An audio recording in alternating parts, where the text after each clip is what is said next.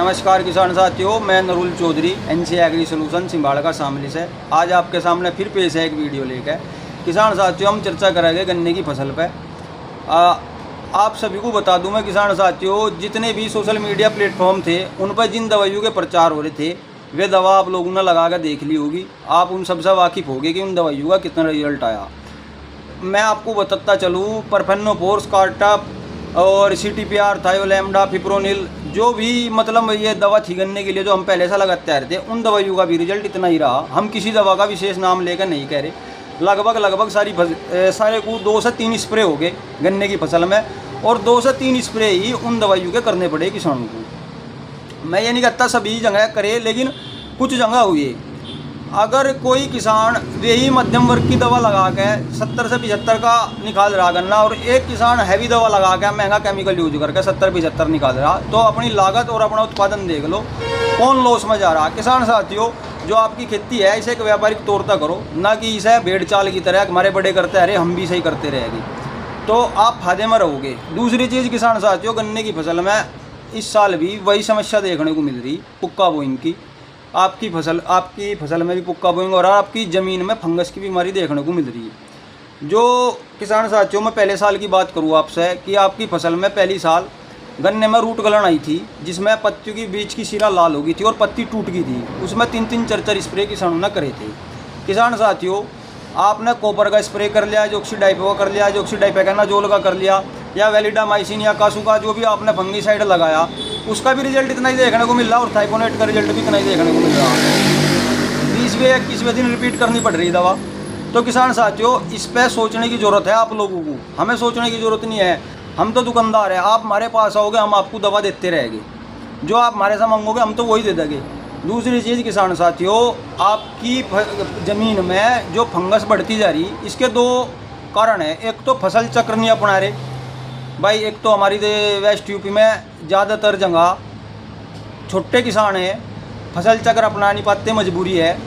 दूसरा किसान साथियों, जो पहले किसान खेती करा था वो अपने बड़द दे या ट्रैक्टर दे ज़मीन को खोल कर 2-2, 3-3 दिन खेत बांध सूखा पड़ा रहता और उस पर धूप लगती अच्छी करके, तो टेम्परेचर से भी फंगस कंट्रोल हुए थी।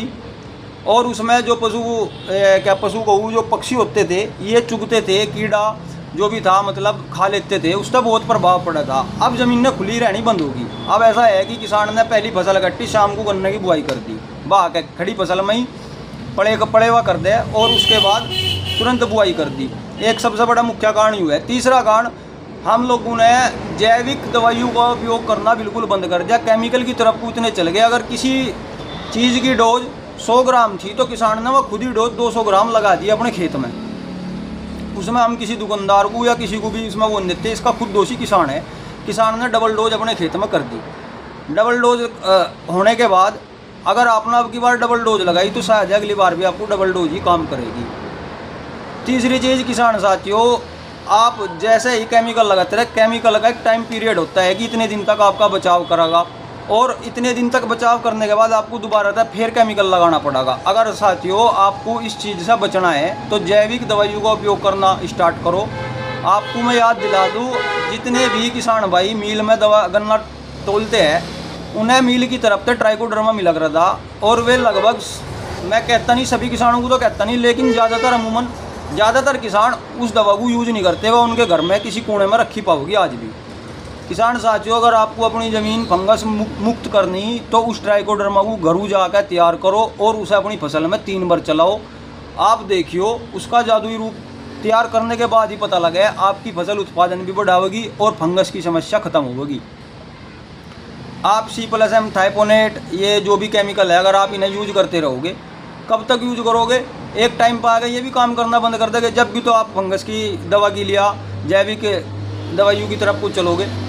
तो किसान साथियों, आज हमारा मुद्दा यही था कि अपनी लागत देखो और अपना उत्पादन देखो, उस हिसाब से अपनी खेती करो। और एक किसान साथियों, जो आप दवा लगा रहे उसे किसी रजिस्टर में नोट करो, अगली बार दवा पलट कर लगाओ, आपके खेत में कीड़ा नहीं आनेगा। आप नॉर्मल दवाइयों का उपयोग करते रहो, और हर 21वें या 22वें दिन, जब भी 22वें या 23वें दिन अपना मतलब स्प्रे निकाल दो, तो आपका खेत कीड़ा मुक्त रहेगा, कीड़ा नहीं लगने का। हमने बहुत खेत तैयार करवा रखे एक दो की हमने आपको वीडियो भी दिखाई, और अभी पीछे 2-3 दिन पहले एक वीडियो गिरी थी।